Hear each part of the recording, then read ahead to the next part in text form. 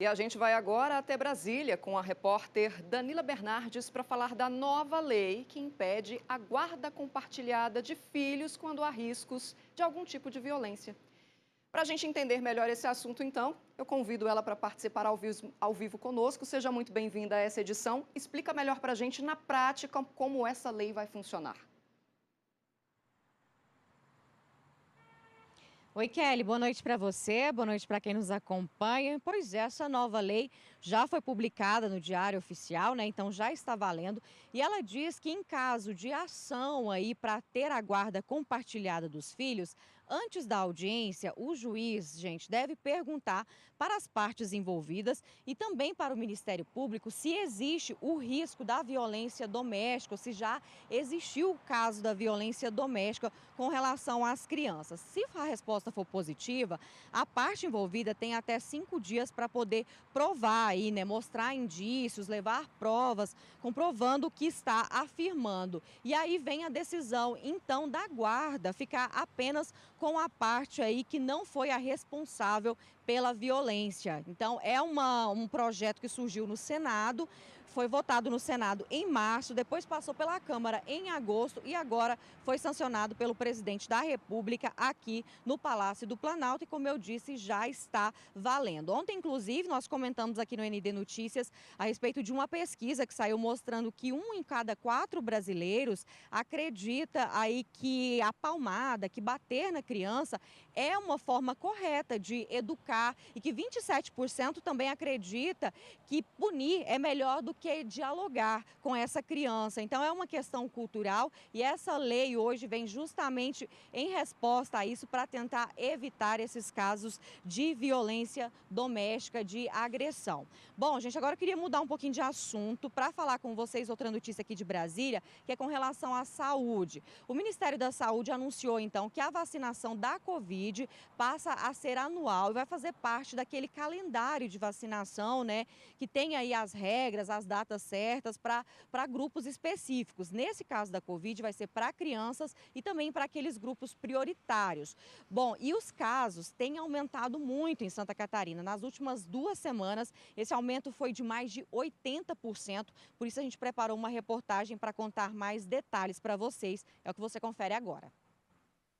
O tempo vai passando e aquela obrigação de colocar o cartão de vacinas em dia vai ficando para depois. Faculdade, trabalho, acabei ficando muito ocupada com isso. E muita gente vai ter esse dever anual. Assim como a vacina da gripe, o Ministério da Saúde anunciou que a vacina da Covid será distribuída uma vez por ano. Vai entrar no calendário de vacinação a partir de 2024. A princípio, será para crianças e grupos prioritários, como idosos, imunocomprometidos, gestantes e puérperas, trabalhadores da saúde, pessoas com comorbidades, indígenas, ribeirinhos e quilombolas, pessoas vivendo em instituições de longa permanência, pessoas com deficiência, aquelas privadas de liberdade, maiores de 18 anos, adolescentes e jovens cumprindo medidas socioeducativas, funcionários do sistema de privação de liberdade e pessoas em situação de rua.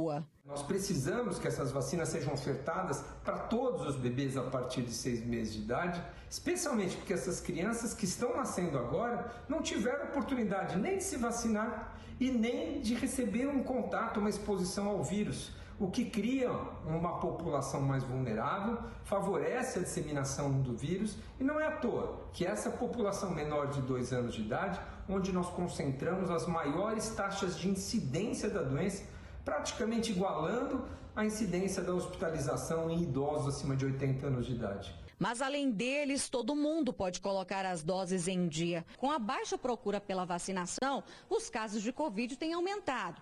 Em Santa Catarina, o crescimento foi em torno de 80% em apenas 2 semanas. E pouco mais de 40% da população tomou a dose de reforço. De acordo com dados do Ministério da Saúde, 88% da população tomou a primeira dose e 80% a segunda. A dose de reforço não chegou a 43%, a bivalente 11% e a dose adicional menos de 2%. O Ministério orienta a aplicação de uma dose de reforço da vacina bivalente para todas as pessoas com 18 anos ou mais que tenham tomado ao menos 2 doses da vacina. O vírus continua circulando e a Covid agora, para nós, ela passa a ser identificada como uma doença imunoprevenível. O que é isso? É uma doença, assim como o sarampo, assim como a influenza, que é prevenível pela vacina. O Ministério da Saúde também recomenda manter hábitos que adotamos durante a pandemia, mas que com o tempo fomos esquecendo. O uso de máscaras ao ter sintomas de gripe, higiene das mãos e a etiqueta respiratória. A vacina contra a Covid está disponível no SUS para toda a população acima dos 6 meses.